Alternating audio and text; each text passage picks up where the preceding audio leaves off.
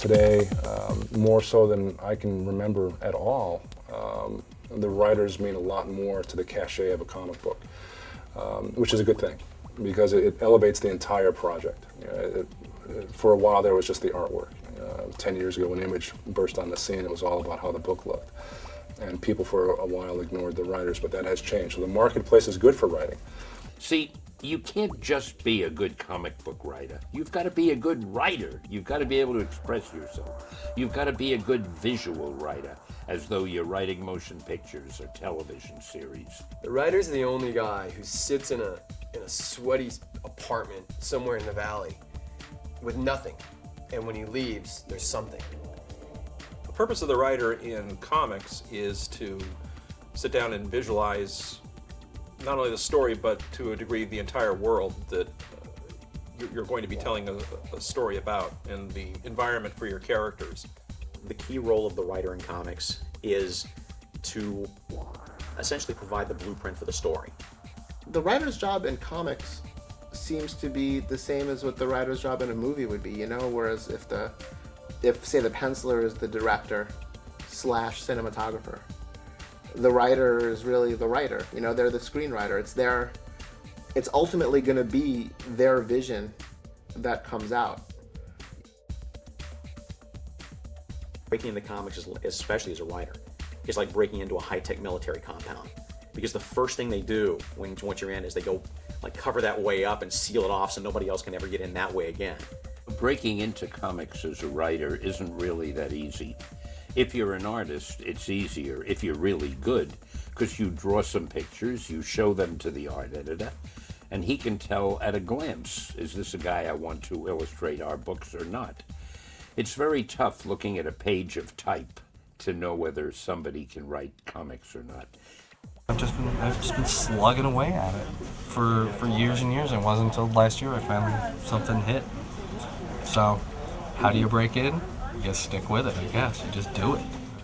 That job is the hardest job to get in comic books. I mean, it's the same old catch-22 as if you're an actor or pretty much any job. You can't get work unless you've had work. As a penciler, you can do backgrounds. As an inker, you can do blacks and backgrounds.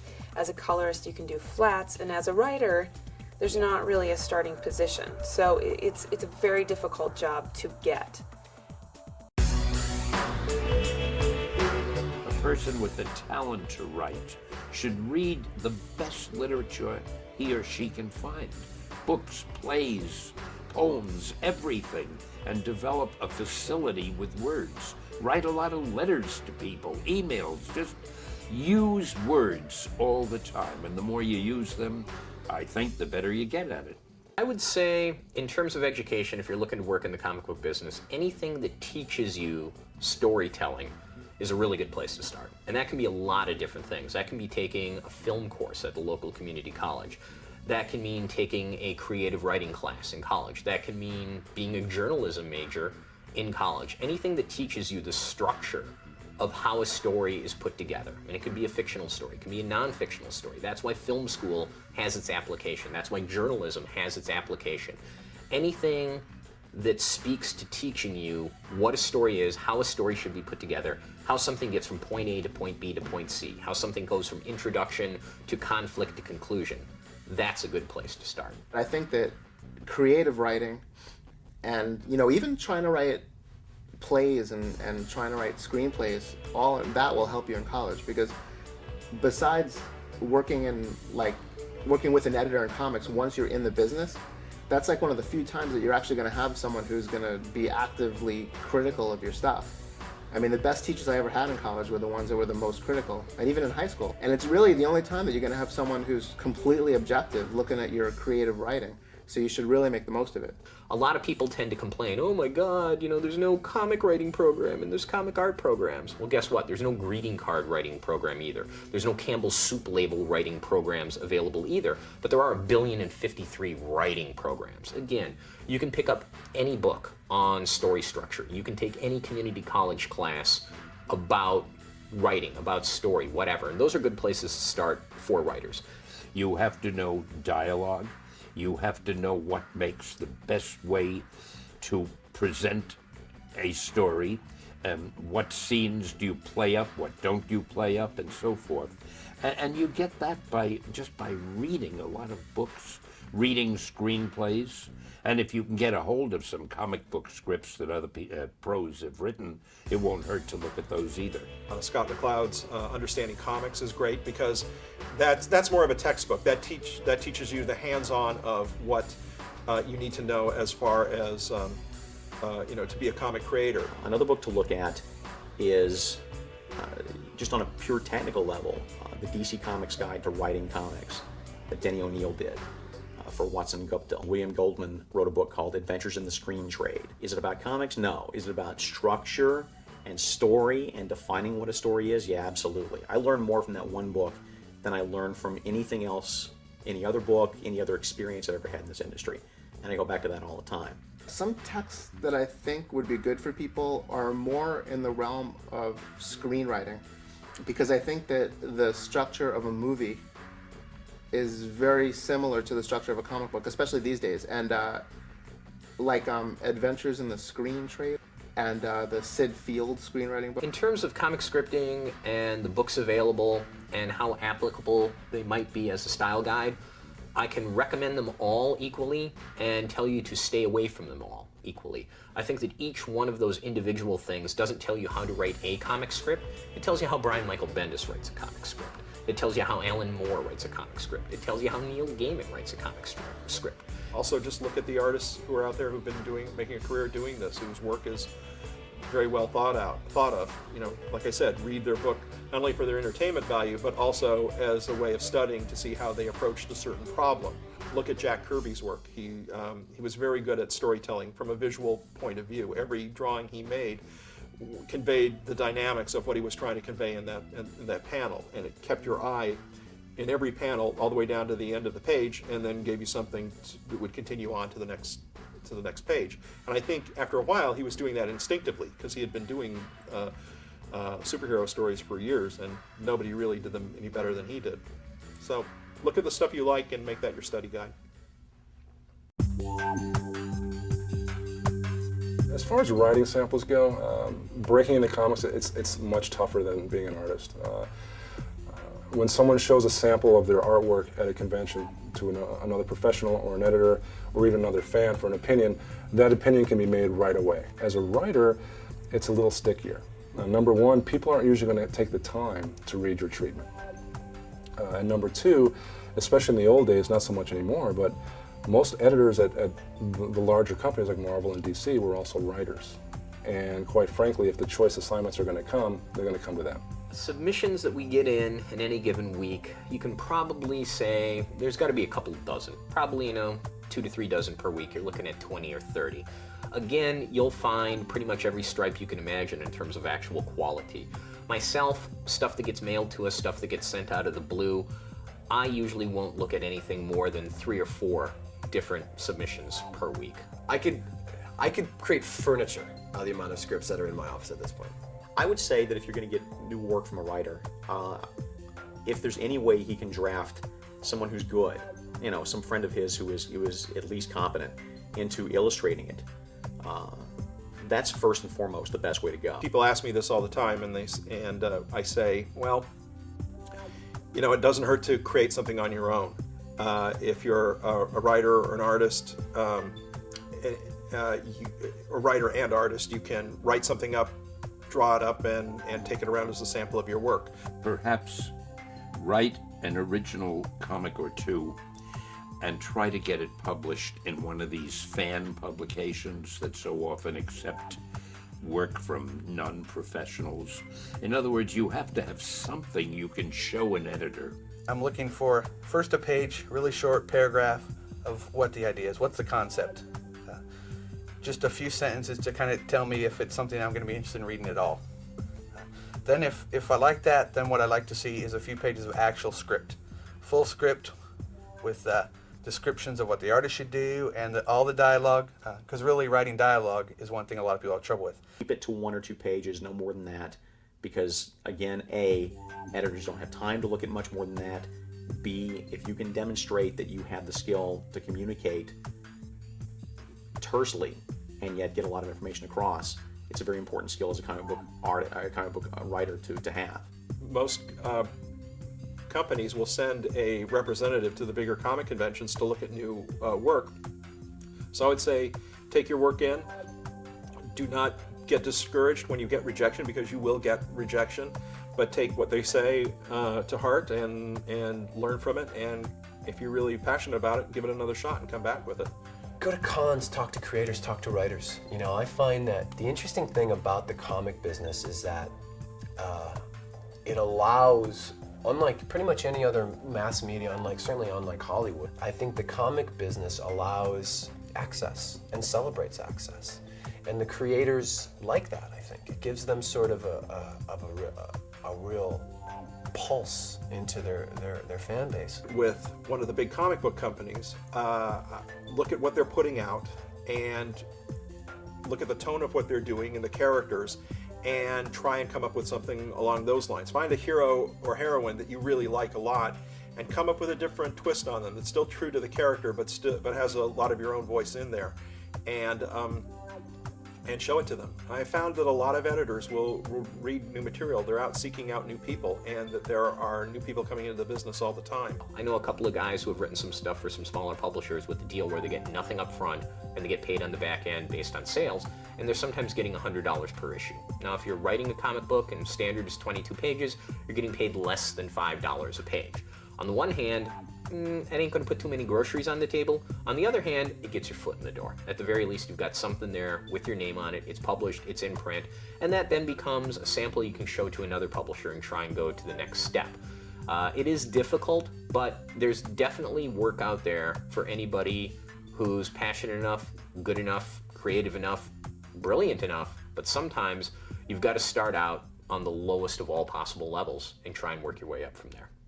Also, if your idea is built around a high concept, such as one easy little idea, get that idea across early on. For instance, something like Captain Marvel is every kid wants to be a superhero. This is a little kid who actually becomes a superhero. Yet, when he's a superhero, he's still got the mind of a little kid. And so, when you say that, it's like, oh, that's kind of interesting. How would a little kid solve problems if he suddenly found himself in a grown-up adult's body? That's what that idea is sort of distilled down to its primary force. So you want to say whatever your concept is that cleanly and that clearly for a publisher to look at, and they say, oh, well, you hooked me in. You gave me the hook. Now reel me in. Now tell me what else is good about this, and then just have something else good to show them or good to tell them. I think internships are a great way to enter the comic business. Again, you have to, if you're really passionate about it, and if you're absolutely, completely, and totally dead set on getting into this business, or really any business, most any employer is willing to take on an employee who costs them nothing. Somebody who's going to do work for absolute free. Hey, I'll take that all the live long day. But the simple fact of the matter is there are many, many, many, many, many success stories in the comic business, as I'm sure there are in any business, about people who start as unpaid interns. You get a little bit of knowledge, you make connections, and from there they're able to go somewhere else in the business. Actually, if there's any way you can intern editorially at any of the companies, it is an invaluable experience, because I'm here to tell you, having sat on both sides of the desk, I'm a much better writer for it, because before I really did this for a living day to day, I got trained in the notion of what does editors look for in a script, what sort of things do they personally like or dislike. My experience was fairly unique.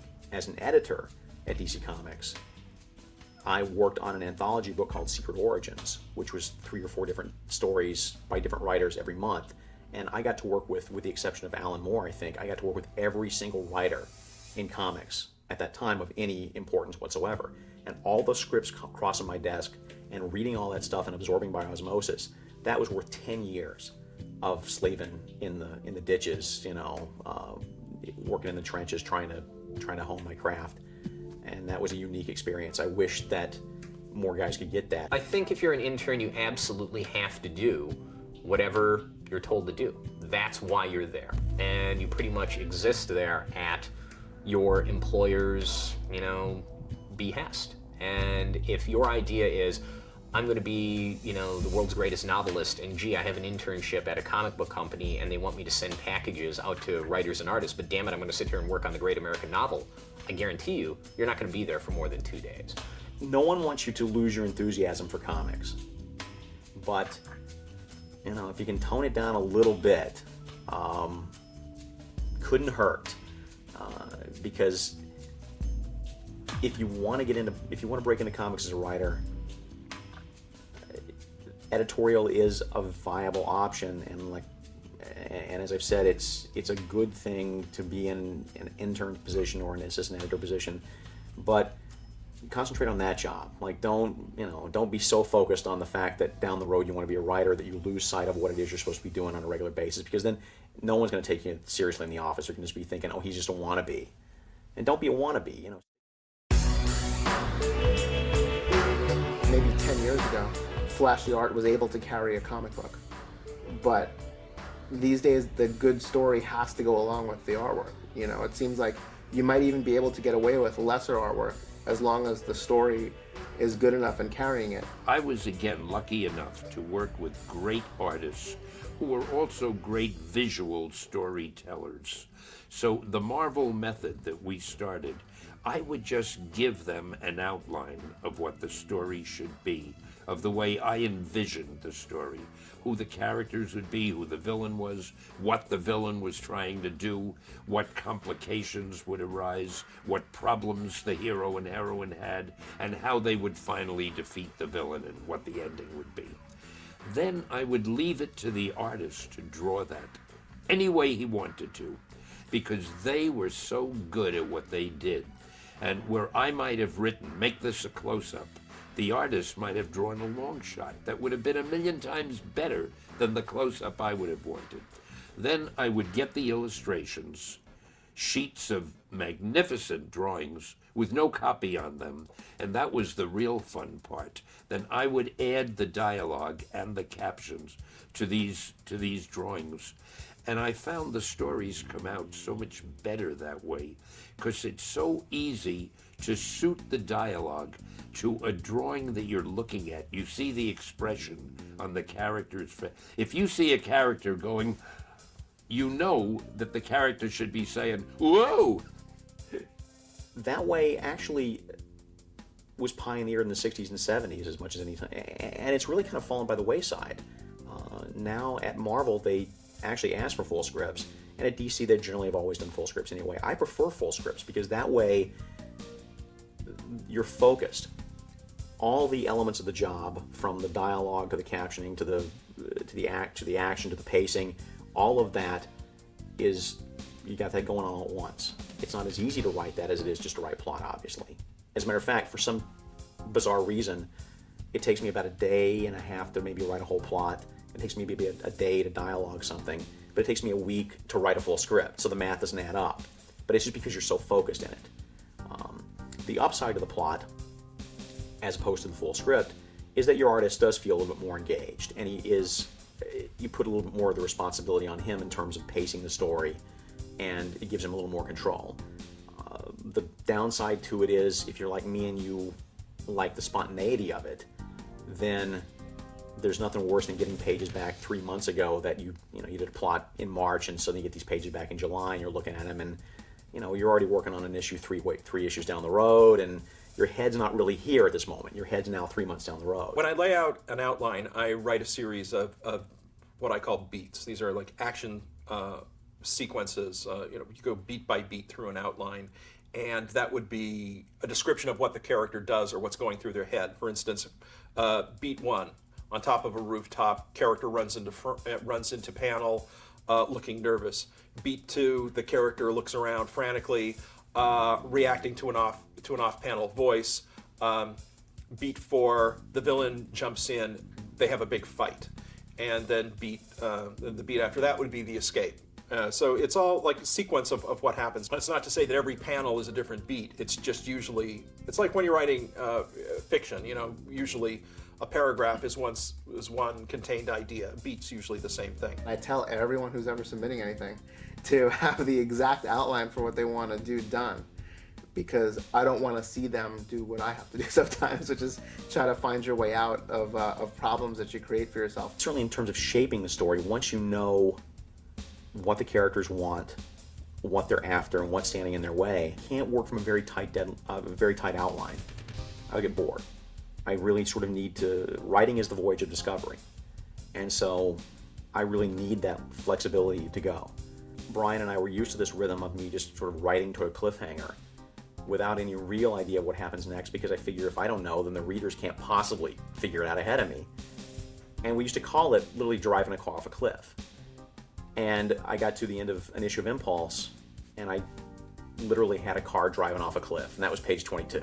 And Brian calls and says, "How are you gonna get out of this?" You know what? I don't know. I'll figure it out. And we did. You know, I mean, that's the fun part of the game. Look at ways of shaking it up or cutting to a different point of view. There are any number of techniques you can use. You know, to some degree, it helps to look at the comics you like, you know, and see where an artist or writer has solved that problem in a different way. And don't just look at it solving it the same way. Look at a different way of solving it, saying, "Well, I see what they did there, but what if I did this?" That's when you really start to think and grow on your own as somebody who thinks and tells stories visually. You know, look at what other people have done, then don't do that. Just come up with something else. When I'm writing dialogue, I do like to read it out loud to see if it makes sense and sounds like conversation. Because, again, going back to me as an editor, and this may be something that I didn't used to do, I don't really remember, but as an editor, I hate when I'm reading dialogue that sounds like it's something that someone wrote and absolutely doesn't make sense if you actually read it out loud. A lot of times it just doesn't sound right, you know, and you gotta kind of rewrite the same thing over and over and over again until it works. The dialogue is the tough thing to do. Written English and spoken English are two completely different things. Honestly, if somebody transcribes this tape, prints it out, and shows it to me, I'd look at it and go, "Man, I sound like an idiot." You're used to seeing something in print, and you're used to hearing something completely different with your ears. Comics is kind of interesting in that you're sitting there writing, you're putting it in print, but it's actually got to sound like something you'd hear with your ears. It's a trick that a lot of writers can't get around. They can't get around the fact that they're trained to write something one way, but the written English is completely different than the spoken English. The dialogue is very hard to nail. There is an important exercise, and it's one I end up using at some point every day, which is that I sit down in front of the computer, and I'm not going to force myself to write. I'm not going to just, you know, I'm not going to command my fingers to type, but I'm not allowed to do anything else. So my choices are being bored, sitting there, and daydreaming, or writing, and eventually just purely out of boredom I'll start writing. And then I generally find that once you hit a wave, once you hit like the one line of dialogue that you wrote that was really good, or the one new idea that you brought to the story that you weren't thinking about 5 minutes ago, suddenly you're on, and you have two speeds, can't start and then can't stop. I think I would recommend that a writer should try to stick figure his script just to see if he could thumbnail it out, to see if like his vision actually works as a vision. I always have a sketchbook with me, and whenever I start a new project, I just fill it page after page with drawings of the characters, with ideas for the world, with little snatches of dialogue. I do the same thing with a legal pad. I'll sometimes keep that with me in my briefcase, and I'll write out the beats one by one, numerically, and just write, okay, this is what happens in this page, and here's what happens in this sequence of panels. I'll break down in really rough thumbnails a bit of business I want to play out, and I'll refer to it constantly when I write the script. Usually an artist will have greater success envisioning what I'm talking about and rendering it. And you look at your own life. You get into a bad situation with a relationship, and you can and you want to write about that. And there are a number of ways to do that too. You can write a very specific story about your life, casting yourself as the lead character, and there are tons of independent comics about that. But if you can take that same energy and transpose it and give that to other characters, then you're saying something else about the character, and you're broadening their realm of life experience as well as bringing in some of your own. A personal example of that was when I created the character Harley Quinn for Batman. That was based on something from my life. I mean, not a specific incident really, but just thinking about times I'd been in relationships and been happy, and times when I'd been miserable, Harley Quinn was a therapist who fell in love with the Joker, Batman's archenemy. She wound up identifying with him and sympathizing with him in the insane asylum, and she sort of fell under his sway because she began thinking of sharing some compassion with him. He was giving her such attention, so she mistook that for love. And every one of us has been in a situation like that, myself as well, where you'll meet somebody and they'll have some sort of attractive quality to them, and the fact that they're giving you attention, it might even be negative attention, but you mistake that for the real thing. And gee, I'm getting some attention from this person, so I'll do anything to hang out with them a little bit more. When I wrote Flash number 0, it sort of started when it was a story of him meeting his younger self at age like 10 or 11, and sitting down and sort of giving him the advice. He didn't know who this older self was. The little kid just knows that there's some relative who sort of looks like him, but it's a big family reunion, and we don't know who any of these. The kid doesn't know who the aunts and uncles are and stuff. So he just sees this guy come in, and so Wally, as an adult, is able to sit down with his younger self and essentially say, "Look, don't worry about the crappy life you've got right now, because you have a really craptacular life with bad parents and so forth. Someday it's all going to work out for you." And that was enough to sort of get him sort of jump-started into having hope for the future. It meant a lot to me because where it really came from was I grew up in Alabama, in rural Alabama, and I was driving through a little before I wrote the stories, driving through an old hometown. Hadn't been back there for a while. And I stopped at the house that I lived in when I was about 9 or 10 years old. Hadn't been there, again, in 10, 20 years. And just kind of walking around the house, nobody was home, and kind of walking around the yard and stuff. And getting that real rush of, hey, I write comic books for a living. I have a really great job that I never would have dreamed in a million years that I could have aspired to as a kid. And there was the one moment when I was just walking around the house and I would have given anything in the world, anything, to have just been able to walk in the back and find like a 10-year-old Mark Waid back there and be able to say to him, don't worry, don't let anything get to you. Don't be scared. Don't be worried about the future, because I promise you that someday everything you ever wanted will come true. Look at what's going on in your life, use it. And it doesn't have to be directly, what you ate for breakfast that morning and what the guy said to you at the office. I would, look at ways you can take elements of your life, cartoon them a little bit, and then put them out there. You look at any good comic book where people make that kind of human connection. The writer has done that. They figured out a way to bridge that with something they either have inside themselves or they recognize in somebody else.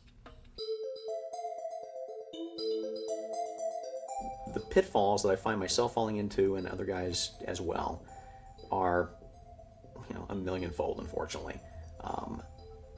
Getting so wrapped up in your story that you're not communicating it well to other people. In other words, again, the basics. Who are these characters? What do they want? What's in their way? Where are they? Once you recognize you have a bad habit, then that's the first step you can take toward overcoming it. Try and meet all your deadlines. That's important. And boy, I have trouble with that one sometimes because, I'll have a free Saturday and the sun will be shining and people want to go out and see a movie or something or grab something to eat. Yeah, I'll go. It's like, yeah, well, you got that assignment due in 3 weeks. I can do it tomorrow. Well, tomorrow comes sooner than you think. So you may want to budget time every day for working on something. If you do a little bit of it every day, it'll get done. Actually, if you can do a whole lot of it, early on, it'll get done sooner and you can spend all that much time for rewriting. The difference between a good comic book script and a great comic book script is like one day, one really good day. Because I'm here to tell you that, if I buy a chair and there's a little some imperfection on it somewhere, I'm not going to think about it after a while. It's going to be in the corner of my room. It's there. But I swear to God that if you write a line of dialogue that bothers you when you read back, it will bother you for the rest of your life. You will never look at that page and go, oh, it actually works. No, it will always stick out to you. So never settle. It's never good enough. Just keep pushing. Another pitfall is guys not writing from the heart. Really writing what they feel and what moves them. But man, the hard part is really to write about the human heart and what it wants. And That's the stuff that makes great comic book writers. You write about people first. You write about situations second. The pitching process, actually, I feel pretty good about it. I've gotten pretty good at it, if not doing it, at least teaching it, which is, I always start this way. On your, first off, keep it to a couple of pages. For the love of God, no editor wants this giant brick of paper to land on their shoulder, on their desk, and it's your outline for a 12-issue miniseries, and here it is, page by page. You'll never get hired. What you want is just a couple of quick pages. Pinocchio, the high concept. What happens when a wooden puppet wants to become a boy? What's the story about? It's about this, this, and this. What's it really about? It's about the fact that what's outside is not as important as what's inside. And then, once you get past those steps, high concept, what's the story about? What's the story really about? And don't even be afraid to break it down, in paragraph chunks saying, what is the story about? One sentence. What is the story really about? One sentence. Then you go into sort of an issue-by-issue breakdown of what the series is about or what your story is about. Or if it's just one story, one 22-page issue or something, sort of break it down into story beats. Keep it brief, keep it terse, because this is comics. Writing comics is like writing haiku, okay? You've got X number of pages, X number of panels, X number of space, a little tiny amount of space, and every word counts. Everything goes to either advancing the plot or advancing the characters. And that is a skill in and of itself. So if you can show an editor with your proposal, with your pitch, that you are versed in communicating a great amount of information in as few words as possible, that's going to put you ahead of the game right there.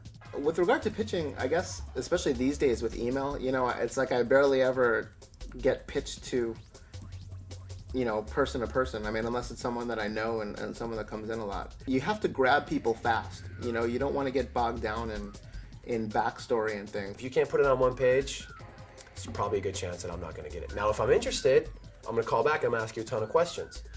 Then that's your chance to tell me all of this stuff and how complex and cool and sublime it is on all these different levels. That's your opportunity to do that. But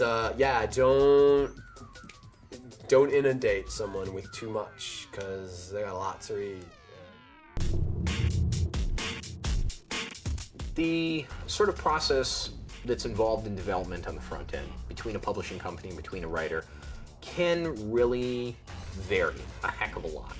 A lot of it has to do with the genesis and where the project started.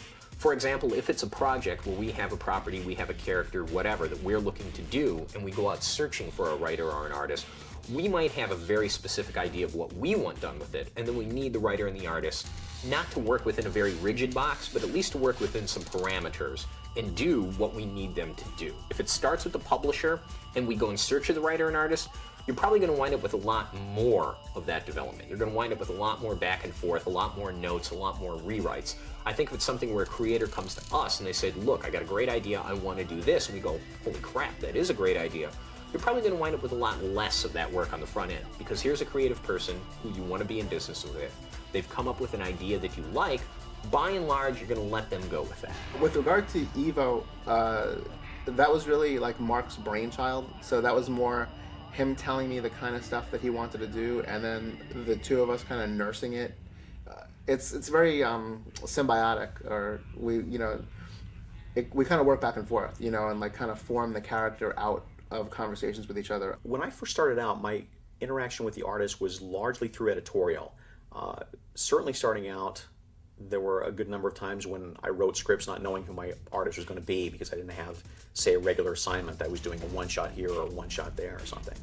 And as I got into regular assignments, say Flash or Captain America or something like that, then I know I have an ongoing relationship with an artist, and I would always make sure that he's got my phone number, I've got his, we talk as frequently as we can, because it's not,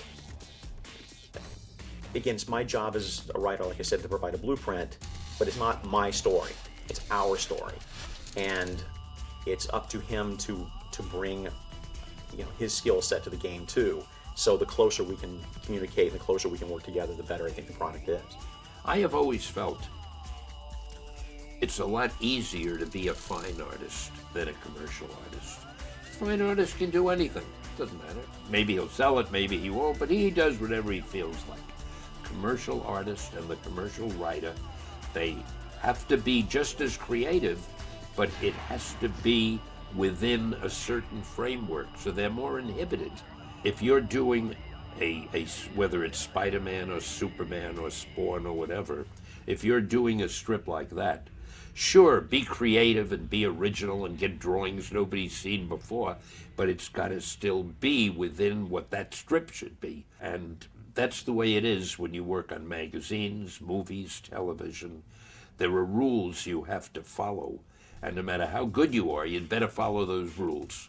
The way bad comic books end up on the stands is literally the lateness factor. The script is supposed to come in and it comes in 2 weeks late, and now I'm under the gun. Now I have to get these pencils done, and the script is late, the plot is late, so the penciler doesn't have anything to work on. So when that plot comes in, even if I've got problems with it, really there's not much I can do besides put band-aids on it and get it to the penciler.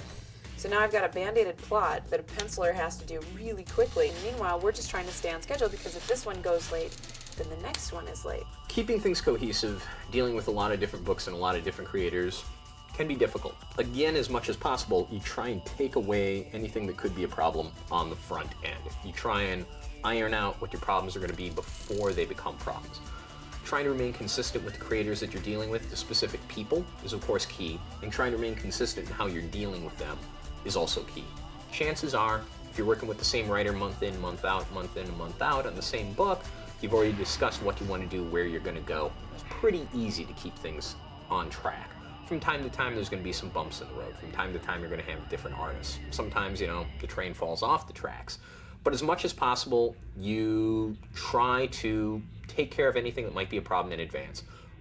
I must admit, I enjoyed everything about it. I enjoyed working with the artists. That was the best part, working with the artists and working with other writers and with editors and other people. It's fun to work with creative people. I find there is less jealousy and there is more cooperation and helpfulness. I've never known an artist who wouldn't help another artist with a drawing if he was having a problem, or a writer who wouldn't help another writer. And I think the best part of it was just working with the great people that I've always worked with, that I've been lucky enough to work with.